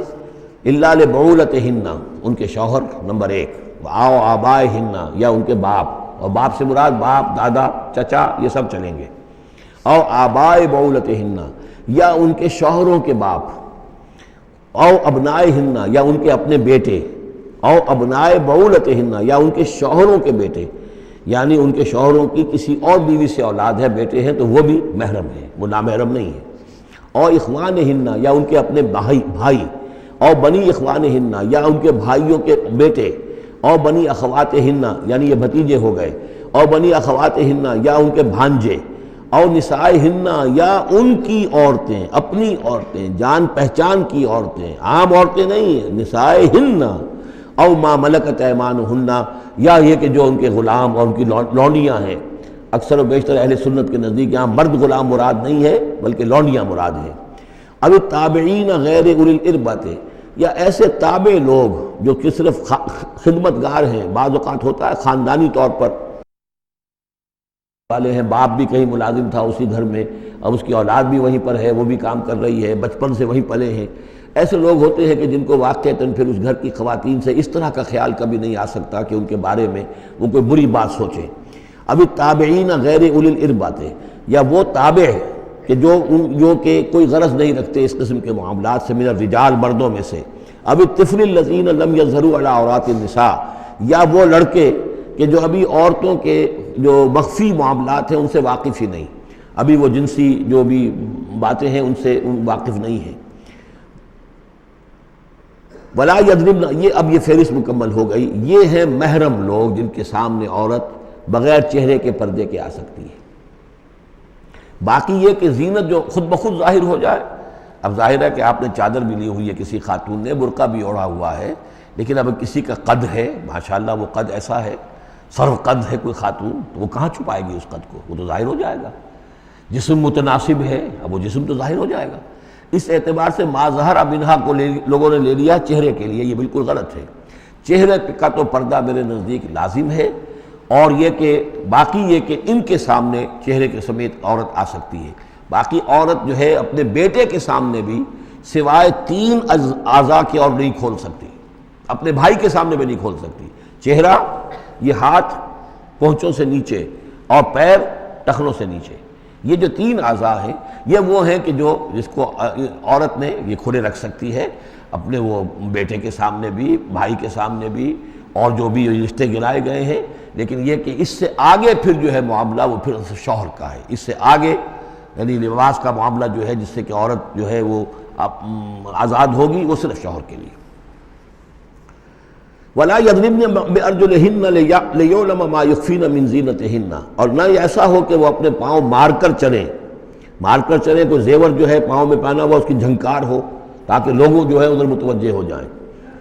لِيُعْلَمَ مَا يُخْفِينَ مِنْ زِينَتِهِنَّ، تاکہ لوگوں کے علم میں آ جائے کہ کیا انہوں نے چیز چھپائی ہوئی ہے اپنی زینت میں سے، کیا زیورات پہنے ہوئے ہیں۔ وَتُوبُوا إِلَى اللَّهِ جَمِيعًا أَيُّهَا الْمُؤْمِنُونَ، اور اے اہل ایمان سب کے سب مل کر اللہ کی جناب میں توبہ کرو، لَعَلَّكُمْ تُفْلِحُونَ، تاکہ تم فلاح پاؤ۔ وَأَنكِحُوا الْأَيَامَ مِنكُمْ، اور دیکھو اپنی بیواؤں کی شادیاں کر دیا کرو۔ وَالصَّالِحِينَ مِنْ عِبَادِكُمْ، یہ بھی اب ایک بہت اہم ہے بات۔ ہندوانہ ہمارا معاشرہ جو ہے وہ بیوہ کی شادی جو ہے وہ تو جائز بھی نہیں سمجھتا، یا بہت ہی یوں سمجھیے کہ اس کے نزدیک بہت ہی ناپسندیدہ بات ہے، اور ہمارے ہاں بھی یہ ہو گیا ہے۔ حالانکہ یہاں حکم ہے انکحوا الایام منکم، بیواؤں کی شادیاں کر دیا کرو۔ والصالحین من عبادکم و امائکم، اور تمہاری جو بانیاں ہوں، غلام ہوں، ان میں سے بھی جو سمجھدار ہوں، جن کے کردار کے بارے میں تمہیں اعتماد ہو، ان کی بھی شادیاں کر دیا کرو۔ ایک کی کنیز ہے، ایک کا غلام ہے، ان کی شادی ہو جائے۔ اب ظاہر بات ہے وہ کنیز جو ہے اپنے آقا کے، اب اس کے ساتھ وہ تمتع نہیں کر سکے گا، اس لیے کہ اس نے اجازت دے دی ہے کہ اس کی کنیز کی شادی ہو گئی ہے کسی غلام کے ساتھ۔ وَالصَّالِحِينَ مِنْ عِبَادِكُمْ وَإِمَائِكُمْ إِنْ يَكُونُوا فُقَرَاءَ، اگر وہ فقیر ہوں گے، مہر وغیرہ دینے کی ان کے اندر ہمت نہیں ہے، صلاحیت نہیں ہے، يُغْنِهُمُ اللَّهُ مِنْ فَضْلِهِ، تو اللہ تعالیٰ ہو سکتا ہے کہ ان کو اپنے فضل سے غنی کر دے۔ وَاللَّهُ وَاسِعٌ عَلِيمٌ، اللہ واسع، بہت سمائی رکھنے والا، کشائش والا، کشادگی والا اور جاننے والا ہے۔ یعنی یہ بھی ہے کہ کسی وقت انسان سوچے کہ اگر میں شادی کروں گا تو وہ بھی اپنی قسمت ساتھ لے کر آئے گی. کیا پتہ کہ میرے اس وقت حالات جو ہیں اگر کچھ خراب بھی ہیں تو اللہ تعالیٰ اس کی قسمت سے، اس کے حوالے سے اللہ تعالیٰ میرے لیے رزق کا دروازہ کھول دے. وَلْيَسْتَعْفِفِ الَّذِينَ لَا يَجِدُونَ نِكَاحًا، اور جو لوگ نکاح کی قدرت بالکل نہ رکھتے ہوں، شادی کر ہی نہ سکتے ہوں، کچھ بھی نہ ہو ان کے پاس، نہ کوئی گھر ہو جس میں کہ اپنی بیوی کو رکھ سکیں، نہ کوئی نان نفقے کا سامان ہو، نہ کوئی مہر دے سکیں. وَلْيَسْتَعْفِفْ، تو انہیں چاہیے کہ وہ اپنی عفت کی حفاظت کریں، پوری طریقے سے اپنے اس جو جنسی جذبے کو کنٹرول کریں. الَّذِينَ لَا يَجِدُونَ نِكَاحًا حَتَّى يُغْنِيَهُمُ اللَّهُ مِنْ فَضْلِهِ، یہاں تک کہ اللہ تعالیٰ انہیں اپنے فضل سے غنی کر دے. وَالَّذِينَ يَبْتَغُونَ الْكِتَابَ مِمَّا مَلَكَتْ أَيْمَانُكُمْ فَكَاتِبُوهُمْ، اور تمہارے غلاموں میں سے جو تمہارے ساتھ چاہیں مکاتبت کرنا. یہ مکاتبت کا قاعدہ یہ تھا کہ غلام یہ طے کرتا تھا کہ جناب میں آپ کو اتنے لاکھ درہم دے دوں گا، اتنی مدت کے اندر اندر آپ مجھے آزاد کر دیجئے. تو یہ معاہدہ ہو گیا، اب وہ آزاد ہو گیا. لیکن آزادی اسی میں ہے کہ اسے وہ رقم اتنی عرصے کے اندر ادا کرنی ہے. اب وہ کمائے گا، محنت کرے گا، کوشش کرے گا اور وہ رقم ادا کر دے گا. یہ مکاتبت تھی. تو جو بھی تمہارے غلاموں میں سے مکاتبت چاہیں، مما ملکت ایمانکم فکاتبوہم، تو یہ مکاتبت کر لیا کرو. قرآن مجید نے وہ تمام راستے کھولے ہیں کہ جن سے غلاموں کی آزادی کا جو ہے آسانی کے ساتھ تدریجاً سہج انداز کے اندر ان کی غلامی کا جو ہے سلسلہ ختم ہو کر آزادی کی طرف راستہ کھل جائے. فَقَاتِبُوهُمْ إِنْ عَلِمْتُمْ فِيهِمْ خَيْرًا، اگر تم دیکھ رہے ہو ان کے اندر کہ خیر ہے، بھلائی ہے، واقعتاً یہ شخص اعتماد کیا جا سکتا ہے، یہ بھاگ نہیں جائے گا اور یہ جو بھی کرنا چاہ رہا ہے معاہدہ اس کو پورا کرنے کی اس کی نیت ہے. وَآتُوهُمْ مِن مَالِ اللَّهِ الَّذِي آتَاكُمْ، پھر ایسے لوگوں کو جنہوں نے مکاتبت کی ہو تم بھی مال دیا کرو جو اللہ کا مال تمہارے پاس اللہ نے تمہیں دیا ہے. یعنی لوگ مدد بھی کریں اس کی تاکہ وہ اپنی اس رقم کو جلد از جلد ادا کر کے اور وہ پھر آزاد ہو جائے. وَلَا تُكْرِهُوا فَتَيَاتِكُمْ عَلَى الْبِغَاءِ، اور دیکھو اپنی باندیوں کو، چھوکریوں کو، یہ جو وہاں پہ باندیاں کنیزیں ہوتی تھی انہیں بدکاری پر مجبور نہ کرو. ان اردنا تحسنا، اگر وہ چاہیں کہ وہ پاک دامن رہیں، وہ کسی قلعے میں رہیں، اور ان سے چونکہ یہ بھی رواج وہاں تھا، ان باندیوں سے پھر وہ پیشہ کراتے تھے. اب یہ اصل میں اصلاح ہو رہی ہے اس معاشرے کی، اور اس کے اندر ان چیزوں کو رفتہ رفتہ روکا جا رہا ہے. جیسے سورہ نساء میں آیا تھا، ایسا بھی ہوتا تھا کہ باپ کی بیویاں جو ہیں اپنی جو سوتیلی مائیں ہیں انہیں اپنے گھر میں ڈال لیا. لیکن یہ ساری چیزیں رفتہ رفتہ ایک ایک کر کے پھر ان کی بندش ہوئی ہے. تو وہ اپنی اولونیوں سے پیشہ کراتے تھے اور کمائی خود کھاتے تھے. تو فرمایا یہ بہت غلط ہے. لِتَبْتَغُوا عَرَضَ الْحَيَاةِ الدُّنْيَا، تاکہ تم حاصل کرو دنیا کی زندگی کا سامان. وَمَنْ يُكْرِهُنَّ فَإِنَّ اللَّهَ مِن بَعْدِ إِكْرَاهِهِنَّ غَفُورٌ رَحِيمٌ، اور اگر کوئی ان کو مجبور کرے گا اس کام کے لیے تو اللہ تعالیٰ ان کی اس مجبوری کی بنا پر ان کے حق میں غفور اور رحیم ہوگا. تم پر وبال آئے گا، جو کام یہ غلط کروائے گا وبال اس پر آئے گا. اگر وہ خود جو ہے مجبوراً کر رہی ہے اور وہ اس کے لیے ذہناً تیار نہیں ہے تو بہرحال اللہ اس کے حق میں غفور اور رحیم ہوگا. وَلَقَدْ أَنزَلْنَا إِلَيْكُمْ آيَاتٍ مُبَيِّنَاتٍ، اور دیکھو ہم نے نازل کر دی ہیں تمہاری جانب یہ روشن آیات. وَمَثَلًا مِّنَ الَّذِينَ خَلَوْا مِن قَبْلِكُمْ، اور وہ ساری باتیں بھی ہم نے بتا دی ہیں کہ جو ان لوگوں میں تھیں جو تم سے پہلے تھے. یہ ساری گندگیاں، معاشرتی خرابیاں جو ہیں یہ پہلوں کے اندر بھی تھیں، ہم نے ان سب کی نشاندہی کر دی ہے. وَمَوْعِظَةً لِّلْمُتَّقِينَ، اور اہل تقویٰ کے لیے ہم نے نصیحت یہ نازل فرما دی ہے. قَدْ جَاءَتْكُم مَوْعِظَةٌ مِّن رَّبِّكُمْ وَشِفَاءٌ لِّمَا فِي الصُّدُورِ. اب یہ 5واں رکوع آ رہا ہے اور یہ ہمارے اس منتخب نصاب کا جو دوسرا حصہ ہے، ایمان کی بحث، اس کے ضمن میں یہ بہت اہم درس ہے. اور یہ آیت نمبر 35 جو آ رہی ہے یہ قرآن مجید کی عظیم ترین آیات میں سے ہے. اس سورہ مبارکہ کی بھی آیت نمبر 35 اور سورہ احزاب میں بھی بالکل ٹھیک یہی نمبر آیت نمبر 35 آپ کو ملے گی. یہ ایمان پر اور وہ اسلام کی کیفیات پر قرآن مجید کی عظیم ترین آیات ہیں. اللہ نور السماوات والارض، اللہ آسمانوں اور زمین کا نور ہے. مثل نورہ، اس پر ایمان کی مثال، اس کے نور ایمان کی مثال ایسی ہے کہ مشکاتن، جیسے ایک طاق ہے، فیہا مصباح، اس میں ایک چراغ روشن ہے. المصباح فی زجاجہ، وہ چراغ جو ہے چمنی کے اندر ہے، شیشہ ہے اس کے اوپر، جیسے لالٹینیں ہوتی تھی پچھلے زمانے میں، گلوب کے ساتھ جو ہے وہ لیمپ ہوتے تھے. الزجاجۃ کأنہا کوکب دری، اور وہ شیشہ چمک رہا ہے جیسے کہ ایک چمکدار ستارہ ہو. یوقد من شجرۃ، اور اس مصباح میں، اس دیے میں، اس چراغ میں جلایا جا رہا ہے تیل، کس کا؟ ایک شجرہ مبارکہ زیتونہ کا، ایک ایسا مبارک درخت زیتون کا، لا شرقیۃ ولا غربیہ، جو نہ شرقی ہے نہ غربی ہے. یعنی یہ کہ درخت ہے، جھنڈ ہے ایک، اب اگر تو اس جھنڈ کے مشرق میں کوئی درخت ہے تو صبح کی دھوپ تو انہیں ملے گی، شام کی نہیں ہوگی، مغرب میں ہے تو شام کی دھوپ مل جائے گی، صبح کی نہیں ملے گی، ایک علیحدہ کھڑا ہوا ہے کوئی جس کے نہ ادھر کوئی اور ہے نہ ادھر کوئی اور درخت ہے، تو پورے دن کی تمازت دھوپ کی جو ہے وہ جذب کر رہا ہے۔ اور ایسے درخت کا جو روغن زیتون ہوتا تھا وہ بہت صاف شفاف، اسی کی مثال دی جا رہی ہے کہ نہ شرقی ہے نہ غربی ہے، وہ کسی جانب سے اوٹ میں ہے ہی نہیں، یکاد زیتھا یضیء، اس کا جو روغن ہے وہ بھڑک اٹھنے کو بیتاب ہے، قریب ہے کہ روشن ہو جائے، وَلَوْ لَمْ تَمْسَسْهُ نَارٌ، چاہے اسے ابھی آگ نے چھوا ہی نہ ہو، نور علی نور، جب آگ مس کر جائے، چھو جائے تو پھر نور علی نور ہے، وہ بھڑک اٹھتا ہے۔ یہدی اللہ لنورہ من یشاء، اللہ تعالیٰ ہدایت فرماتا ہے اپنے نور کی جانب جس کو چاہتا ہے، وَيَضْرِبُ اللَّهُ الْأَمْثَالَ لِلنَّاسِ، اور اللہ تعالیٰ مثالیں بیان کرتا ہے لوگوں کے لیے، وَاللَّهُ بِكُلِّ شَيْءٍ عَلِيمٌ، اور اللہ ہر چیز کا کما حقہ علم رکھتا ہے۔ یہ اصل میں ایمان کے لیے، اس کے اجزائے ترکیبی کے لیے بہترین تمثیل ہے، جس کو میں پہلے بیان کرتا رہا ہوں کہ ایک ہے فطرت، انسانی فطرت، اگر فطرت سلیم ہے تو اس کے اندر یہ ایمانی حقائق موجود ہیں، معرفت خداوندی موجود ہے، البتہ اس پر کوئی پردے آ گئے ہیں، اس کے اوپر جو ہے کچھ غلاف پڑ گئے ہیں، اور جب آتی ہے وحی وہ اس کو ایکٹیویٹ کرتی ہے، آیات الہیہ جو ہیں، آیات قرآنیہ، وہ اندر کے اندر جو ڈورمنٹ اس کی کانشسنس ہے ایمان کی، اس کو ایکٹیویٹ کر کے شعور پر لے آتی ہے۔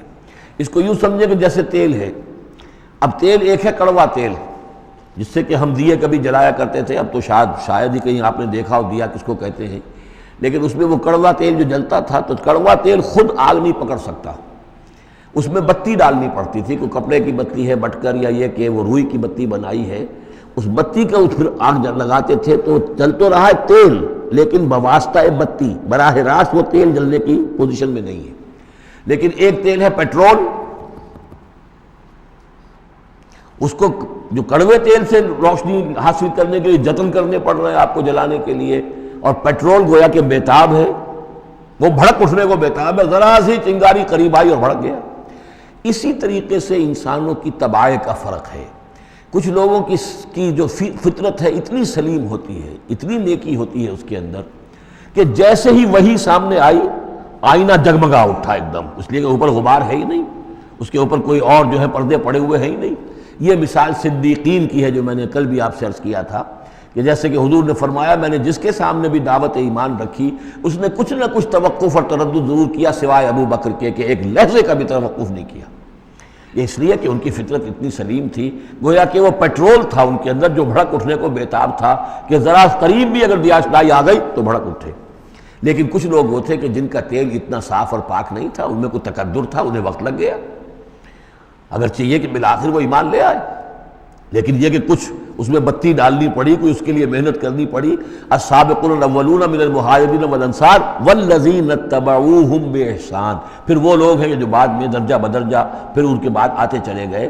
تو اسی طریقے سے ایمان کی مثال ہے کہ یہ روغن فطرت یا نور فطرت، نور روح، روحانی نور جو ہمارے اندر ہے نور تجلی بھی اسی خاک میں پنہاں، غافل تجرا صاحب ادراک نہیں ہے، وہ جو ہماری روح کے اندر ہے، روح ملکوتی کے اندر جو نور ہے، یہ نور اور باہر سے جو قرآن کا نور، وحی کا نور آیا، ان دونوں کے نور کے اجتماع سے پھر نور علی نور کی کیفیت پیدا ہوئی۔ اب وہ نور ایمانی جو ہے وجود میں آ گیا۔ اللہ نور السماوات والارض مثل نورہ کمشکاۃ فیہا مصباح المصباح فی زجاجہ، اور ذہن میں رکھیے یہ ہمارا جو پنجر ہے پسلیوں کا، اس کی واقعتاً طاق کی سی شکل ہے، یہ نیچے سے چوڑا ہو رہا ہے، اوپر سے تنگ ہو رہا ہے، طاق ایسے ہی ہوتے تھے۔ ڈائفرام جو ہے وہ اس طاق کا گویا کہ فلور ہے، جو ہمارے ایبڈومینل کیویٹی کو چیسٹ کیویٹی سے علیحدہ کرنے والا عضو ہے، اور دل رکھا ہوا ہے اس کے اوپر، یہ گویا کہ چراغ ہے۔ اس دل میں نور ایمان ہوتا ہے، اس دل کے اندر جو ہے وہ اللہ کا نور، اور یہ نور بنا ہے دو چیزوں سے، ایک وہ نور فطرت جو اس کے اندر موجود تھا، اس کی روح کے اندر، اور ایک نور وحی۔ ان دونوں کے اجتماع سے نور علی نور، وہ نور جو ہے وہ نور ایمان کی شکل میں اس قلب کے اندر جو ہے وہ جاگزی ہوا اور قلب منور ہو گیا۔ المصباح فی زجاجہ الزجاجۃ کأنہا کوکب دری یوقد من شجرۃ مبارکۃ زیتونۃ لا شرقیۃ ولا غربیہ یکاد زیتھا یضیء ولو لم تمسسہ نار نور علی نور یہدی اللہ لنورہ من یشاء. یہ نور علی نور ہے، دو نوروں کے جمع ہونے سے یہ نور ایمان وجود میں آیا، نور فطرت، نور وحی. اور اللہ تعالیٰ ہدایت دیتا ہے اپنے نور کی جس کو چاہتا ہے، اور اللہ یہ مثالیں لوگوں کے لیے بیان کرتا ہے. باقی اللہ کو تو ہر شے کا کما حقہ علم ہے. مثال کی ضرورت انسانوں کے لیے ہے کہ جو ان لطیف حقائق کو ایسے ہی خود نہیں سمجھ سکتے. اب جن لوگوں کے دلوں میں یہ نور ایمان پیدا ہو جاتا ہے، ان کی ایک جھلک دکھائی جا رہی ہے کہ ان کی شخصیت، ان کی زندگی کی دلچسپیاں کیا ہوتی ہیں. فی بیوت اذن اللہ ان ترفع ویذکر فیہا اسمہ، ان گھروں میں جن کا کہ اللہ نے حکم دیا کہ انہیں بلند کیا جائے، یعنی مساجد. بلند کرنے سے مطلب یہ ہے کہ ان کو نمایاں بنایا جائے. ہر مسلمان آبادی میں معلوم ہو کہ مسجد ایک نمایاں شے ہے. یہ ضروری نہیں کہ اس کی ڈیکوریشن ہو، اس کے اوپر جو ہے خام خواہ تکلفات میں پیسے خرچ کیے جائیں، لیکن یہ کہ ایک تو یہ کہ وہ نمایاں ہونی چاہیے، معلوم ہو کہ اس آبادی کا مرکز یہ ہے. نمبر دو یہ ہے کہ ترفع، اس کو ہر طریقے سے، ہر معنوی گندگی سے بھی پاک رکھا جائے. وَيُذْكَرَ فِيهَا اسْمُهُ، اس میں اس کا نام لیا جائے. يُسَبِّحُ لَهُ فِيهَا بِالْغُدُوِّ وَالْآصَالِ، یہ جو صاحب ایمان لوگ ہیں جن کے دلوں میں ایمان کی قندیلیں روشن ہیں، یہ تسبیح کرتے ہیں اللہ کی ان گھروں کے اندر، صبح کے وقت بھی اور شام کے وقت بھی. رجال، وہ جواں مرد، لا تلہیہم تجارت ولا بیع عن ذکر اللہ واقام الصلاۃ، جن کو غافل نہیں کر سکتی نہ کوئی تجارت، نہ کوئی خرید و فروخت اللہ کی یاد سے اور نماز کے قائم کرنے سے، وایتاء الزکاۃ اور زکوٰۃ کے ادا کرنے سے. یخافون یومن، یہ سب کچھ کر کے بھی وہ ڈرتے رہتے ہیں، لرزاں و ترساں رہتے ہیں، کانپتے رہتے ہیں اس دن کے تصور سے. تتقلب فیہ القلوب والابصار، جس میں کہ دل بھی الٹ جائیں گے اور نگاہیں بھی الٹ جائیں گی. لیجزیہم اللہ احسن ما عملوا، تاکہ اللہ تعالیٰ ان کو بدلے میں دے بہترین جزا ان کے اعمال کی. وَيَزِيدَهُم مِّن فَضْلِهِ، اور اضافہ کرے اپنی طرف سے اپنے فضل میں سے. وَاللَّهُ يَرْزُقُ مَن يَشَاءُ بِغَيْرِ حساب، اور اللہ تعالیٰ چاہتا ہے دیتا ہے جس کو چاہتا ہے بغیر حساب. اللہم ربنا اجعلنا منہم، یہ تو مومن صادق کے لیے ایمان ان کے دلوں میں ہے، اس کی تمثیل یہ ہے، اور ان کے کردار کی جھلک یہ ہے. اب ایک ہے بین بین کے لوگ، ایمان تو نہیں ہے لیکن کچھ نہ کچھ نیکی کے کام کرتے ہیں، کچھ اپنے دل کی تسلی کے لیے، کچھ اپنے ضمیر کو مطمئن کرنے کے لیے. ان کی نیکی حقیقی نیکی نہیں ہے. وہ لیس البر ان تولوا وجوہکم قبل المشرق والمغرب، اس آیت کو ذہن میں رکھیے. والذین کفروا، اور جو لوگ ایمان سے تہی ہیں، محروم ہیں، کافر ہیں، ان کی نیکیاں، ان کے اعمال کیا ہیں؟ کسراب، جیسے ریت ہو، سراب ہو، بقیعۃ، ایک چٹیل میدان میں، یحسبہ الظمآن ماء، پیاسا سمجھتا ہے کہ پانی ہے، حتی اذا جاءہ، یہاں تک کہ وہ جب وہاں پہ گھسٹ گھسٹ کر بھی پہنچتا ہے تو معلوم ہوتا ہے لم یجدہ شیئا، کچھ نہیں پاتا وہاں پر. ووجد اللہ عندہ، اور اللہ کو پاتا ہے وہاں موجود. فوفاہ حسابہ، تو اللہ تعالیٰ اس کا حساب اسے پورا چکا دیتا ہے. واللہ سریع الحساب، اور اللہ جو ہے حساب چکانے میں دیر نہیں لگاتا. یعنی یہ جو نیکیاں ہوتی، جھوٹی نیکیاں، ملمے کی نیکیاں، حقیقی ایمان نہیں ہے، ایمان باللہ نہیں ہے، ایمان بالآخرت نہیں ہے، لیکن یوں ہی کچھ نہ کچھ نیکیاں ہیں، کچھ خدمت خلق کے کام ہے، اس طرح کی چیزیں اللہ کی نگاہ میں ان کی کوئی وقت نہیں.